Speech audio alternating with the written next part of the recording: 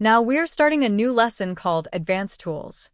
In the beginner lessons, we talked about price action, trend, momentum, volume, volatility, risk management, and trading styles. Now we are going one step deeper. Advanced tools help traders understand professional market clues.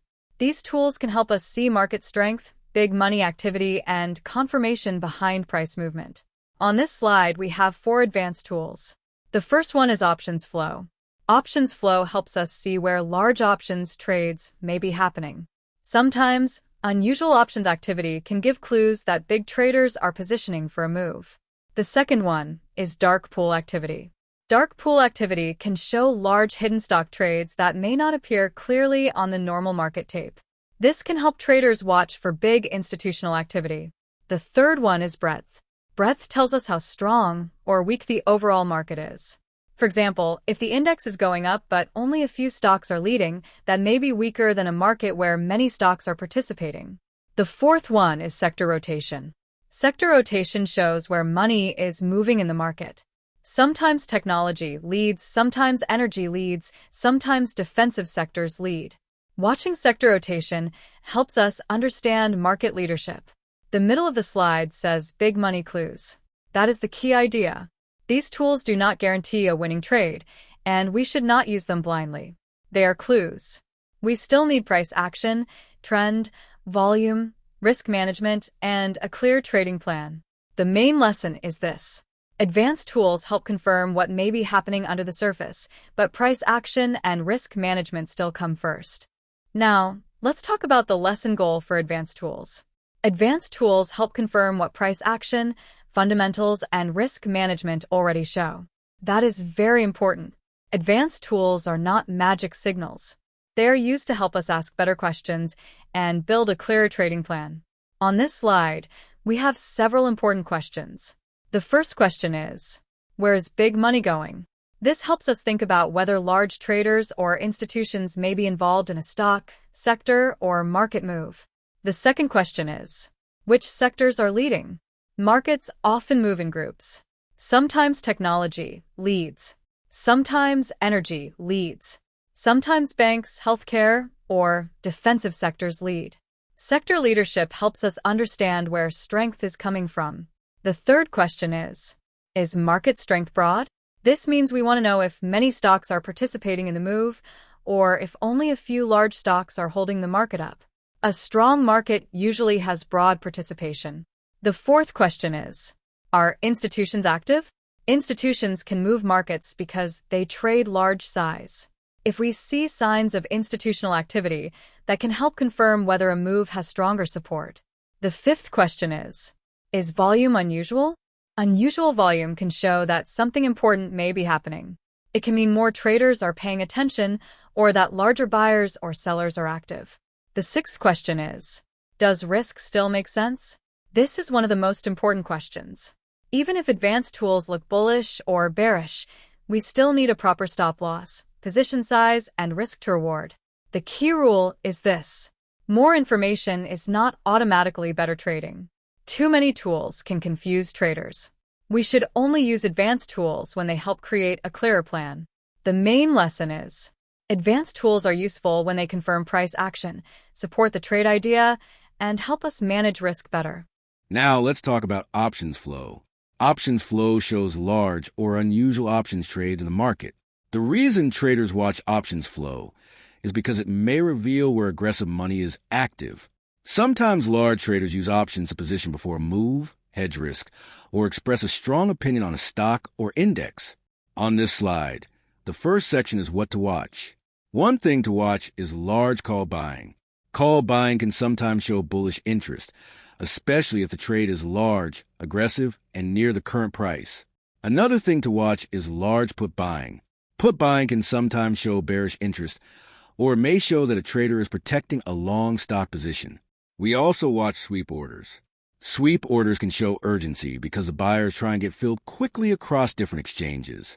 Another important clue is the strike price and expiration. If the option expires soon, the trade may be looking for a quicker move. If it expires later, it may be a longer-term position. We also look at premium size, volume, and open interest. A large premium trade with unusual volume can be more meaningful than a small trade with little activity. Now, let's look at the important warning. Calls are not always bullish. They can be par spreads. Puts are not always bearish. They can be used for protection or hedging. Flow also needs chart confirmation. Never follow options flow blindly. The main lesson is this. Options flow can give us clues about where aggressive money may be active, but it should only be used as confirmation. We still need price action, trend, volume, support, resistance, and risk management before taking a trade. Now let's talk about dark pool data. Dark pool data shows private block trades that may involve large institutions. These trades do not always show up the same way as normal market orders, so traders watch dark pool data to understand where big money may have transacted. The first question is, what may dark pool data show? It may show large institutional activity. It may show repeated prints near key prices. It may show potential support or resistance zones. And it may show areas where big money has traded. For example, if a stock has repeated dark pool prints around the same price level, that level may become important. Price may later react near that area because large buyers or sellers may have been active there. Now let's talk about how to use it. One way is to mark repeated print levels on the chart. Then we watch how price reacts when it comes back to that level. If price holds above that area, it may act like support. If price rejects near that area, it may act like resistance. But we must be careful. Dark pool data should confirm volume and candles. We should not assume direction from a dark pool print alone. A large print does not automatically mean the stock will go up. It also does not automatically mean the stock will go down.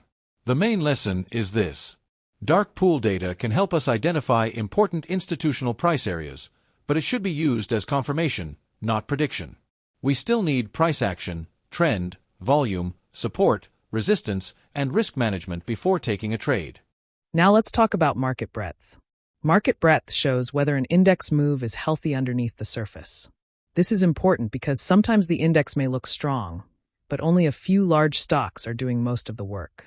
When that happens, the market may not be as strong as it looks. On this slide, we have some common breadth tools. The first one is the advanced decline line. This compares how many stocks are going up versus how many stocks are going down.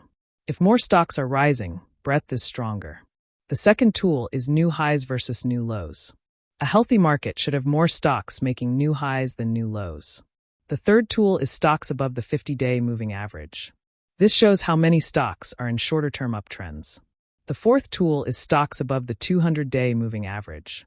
This shows how many stocks are in longer-term uptrends. Another breadth tool is up volume versus down volume. This helps us see whether more volume is going into rising stocks or falling stocks. Now let's talk about what breadth means. Strong breadth means broad participation. Many stocks are helping the market move higher. Weak breadth means the rally may be narrow. Only a few stocks may be carrying the index. If the index is going up but breadth is weak, that can be a warning sign. A healthy market usually has many stocks participating. The main lesson is this. Market breadth helps us look under the surface. It tells us whether the market move is supported by many stocks or only a small group of leaders. Breadth should be used as confirmation with price action, sector strength, volume, and risk management. Now let's talk about sector rotation. Sector rotation means money moves from one part of the market to another as conditions change. This is important because the strongest stocks usually come from the strongest sectors. For example, if technology is leading the market, many strong stocks may come from the technology sector. If energy is leading, oil and gas stocks may be stronger. If financials are leading, banks and insurance companies may be showing strength. On this slide, we can see different market sectors. Technology, financials, energy, healthcare, utilities, industrials, consumer, real estate, and materials. Each sector can behave differently depending on the economy, interest rates, inflation, earnings, and investor confidence. When the market is in a risk-on environment, traders may move money into growth sectors like technology, consumer discretionary, or industrials. When the market is in a defensive environment, traders may move money into sectors like utilities, healthcare, or consumer staples because they are seen as more stable. The key question is, what is leading and what is lagging? If a sector is leading, we may want to look for strong stocks inside that sector. If a sector is lagging, we may want to be more careful with trades in that area. The main lesson is this: strong stocks usually come from strong sectors. Before taking a trade, ask yourself, is this stock in a leading sector? Is money flowing into this group? Is the market risk-on or defensive? Sector rotation helps us trade with market strength instead of fighting against it. Now, let's talk about relative strength. Relative strength means finding stocks that are acting better than the index or better than their sector. This is important because strong stocks often show strength before the overall market fully improves. A stock with relative strength may hold up well when the market is pulling back, or it may break out before the index breaks out. On this slide, we have some signs of strength. The first sign is when a stock makes new highs while the index is flat. That tells us buyers are interested in that stock, even though the overall market is not moving much. The second sign is when a stock holds support during a market pullback. If the Nasdaq or S&P 500 is falling, but the stock does not fall much, that can be a sign of strength. The third sign is when a stock breaks out before the index. This can show that traders are buying the stock early. The fourth sign is when the stock belongs to a leading sector. Strong stocks often come from strong sectors, so we want to know if the group is also showing strength. Now, let's look at the teaching example. Let's say the Nasdaq pulls back 2%, but one stock only drops 0.5%. That stock is holding up better than the index. If it also holds support and volume stays stable, that may tell us institutions are not selling aggressively. That stock may be under accumulation. The main lesson is this: relative strength helps U.S. find leaders. When the market improves, stocks with relative strength may be the first ones to move higher. So before choosing a trade, ask, is this stock stronger than the market? Is it stronger than its sector? Is it holding support while others are weak? If the answer is yes, that stock may deserve extra attention. Now let's talk about unusual volume. Volume shows participation. It helps us understand whether a price move is supported by real buying or selling interest. When volume is higher than normal, it can be a clue that something important is happening. On this slide, the first section is what to watch. One thing to watch is volume above average. If a stock is trading much more volume than usual, that means more traders are paying attention. Another thing to watch is a volume spike on a breakout. If price breaks above resistance and volume increases, the breakout may be stronger because more buyers are participating. We also watch for heavy selling at support. If price is near support and volume is very heavy, that may be a warning that sellers are putting pressure on that level. Another clue is volume increasing before a move. Sometimes volume starts rising before price makes a bigger move. This can show that interest is building. We also watch for exhaustion volume after a long run. If a stock has already moved a lot and then volume suddenly spikes, it may mean late buyers are rushing in or early buyers are taking profit. That can sometimes happen near the end of a move.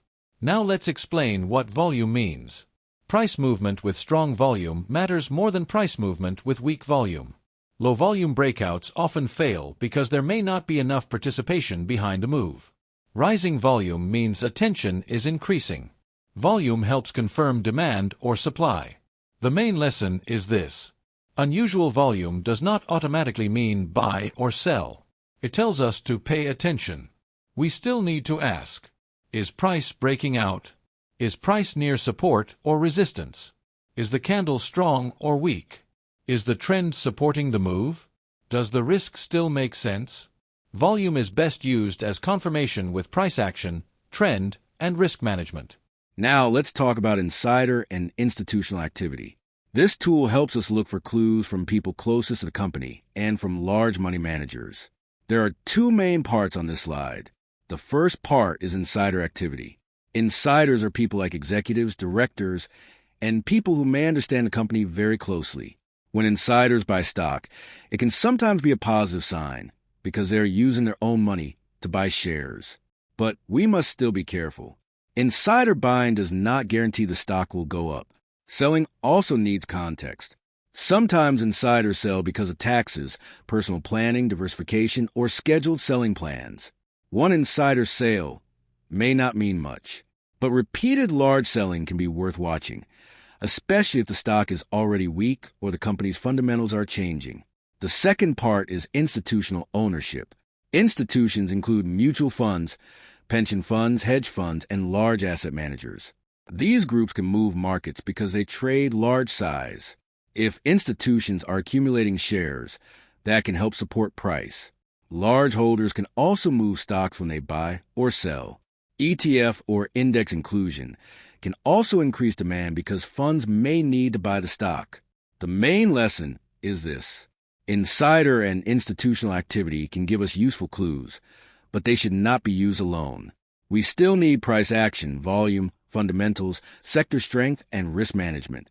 A professional trader uses this information as confirmation, not as a blind buy or sell signal. Now let's talk about analysts and the economic calendar. These are important tools because they help us understand the news and timing behind market moves. But we must remember something very important.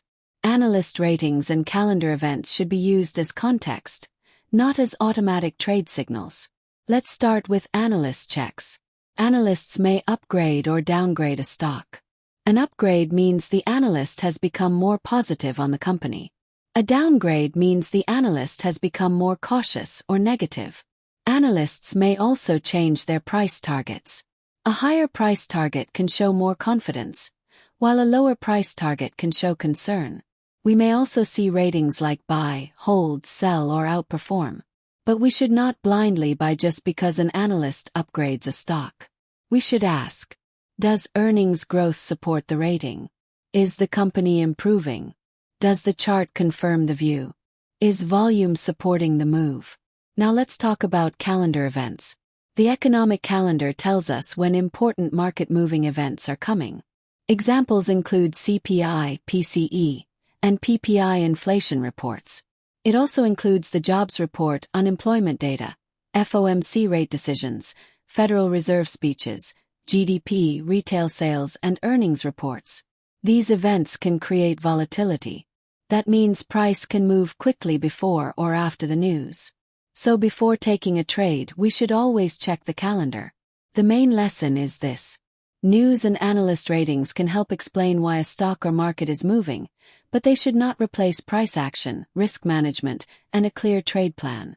A professional trader uses news as context, then waits for the chart and risk setup to make sense. Now let's talk about futures, bonds, VIX, the dollar, oil, gold, and Bitcoin. Professional traders do not only look at one stock or one chart. They also watch connected markets because one market can give clues about another. The first one is S&P and NASDAQ futures. Futures can help show pre-market direction. If futures are strong before the market opens, that may show bullish pressure. If futures are weak, that may show bearish pressure. The second one is the 10-year yield. The 10-year yield is important because rising yields can put pressure on growth stocks, especially technology stocks. When yields move higher, investors may become more cautious with expensive growth names. The third one is the VIX. The VIX is often called the fear index. It helps show the market's volatility level. When the VIX is rising, fear and uncertainty may be increasing. When the VIX is falling, the market may be calmer. The fourth one is the US dollar. A strong dollar can affect multinational companies because many large companies earn money overseas. If the dollar rises, foreign earnings may be worth less when converted back into US dollars. The fifth one is oil. Oil can give clues about inflation and the energy sector. Rising oil prices can help energy stocks, but they can also increase inflation pressure. The sixth one is gold and Bitcoin. Gold and Bitcoin can sometimes give clues about risk appetite and macro money flows. Gold may attract attention during uncertainty. Bitcoin may move with risk appetite, liquidity, and investor sentiment. The main lesson is this. Markets are connected. One market can give clues about another, but we should not use these tools alone. They are context. A professional trader uses connected markets to understand the environment, then still checks price action, volume, trend, and risk before taking the trade. Now let's talk about how to use advanced tools together. A stronger setup happens when multiple independent clues agree. This is very important. We do not want to take a trade just because one advanced tool gives a signal. Instead, we want to build a chain of confirmation. On this slide, the first clue is trend up. This means the stock or market is already moving in a positive direction. We are not trying to fight the trend.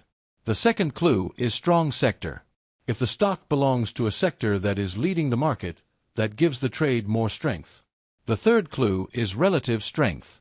This means the stock is acting better than the market or better than other stocks in the same sector. The fourth clue is breakout plus volume. This means price breaks above resistance and volume increases at the same time. That tells us more traders are participating in the move. The fifth clue is options flow. If options flow supports the move, it may show that aggressive money is also paying attention. Now let's put it together. A bullish confirmation example would look like this. The stock is in an uptrend. The sector is leading. The stock shows relative strength. Price breaks resistance on higher volume. Options flow supports the move. When these clues line up, the setup becomes stronger. But the final decision still requires risk management. We still need a defined entry, stop loss, target, and position size. The main lesson is this. Advanced tools can help confirm a trade idea, but they do not replace the trading plan. A professional trader uses advanced tools to make the plan clearer, not more complicated. Now let's finish with the advanced tools checklist. Before turning information into a trade, we need to slow down and ask the right questions. Advanced tools can give us useful clues, but they should not replace a clear trading plan. The first thing to check is, what is price action saying? Price still comes first. If the chart does not support the idea, we should be careful. Next, is the sector strong or weak? A strong stock in a strong sector has better support than a stock fighting against its sector. Next, is breadth confirming the market? If the market is going up but only a few stocks are participating, that may be a warning sign. Next, is volume unusual? Unusual volume can show that attention is increasing. It can help confirm whether a move has real participation. Next, are options flow or dark pool clues aligned? If advanced tools support what the chart is already showing, the trade idea becomes stronger. Now let's look at the mistakes to avoid. Do not follow options flow blindly. Do not trade news without a plan. Do not confuse data with a setup. Do not ignore risk management. And do not use too many tools at once.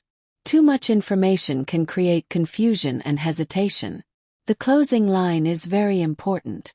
Advanced tools help you see behind the chart, but the trade must still come from price action, risk management, and a clear plan. That is the key lesson. Advanced tools are not magic signals. They are confirmation tools for traders who already have a plan.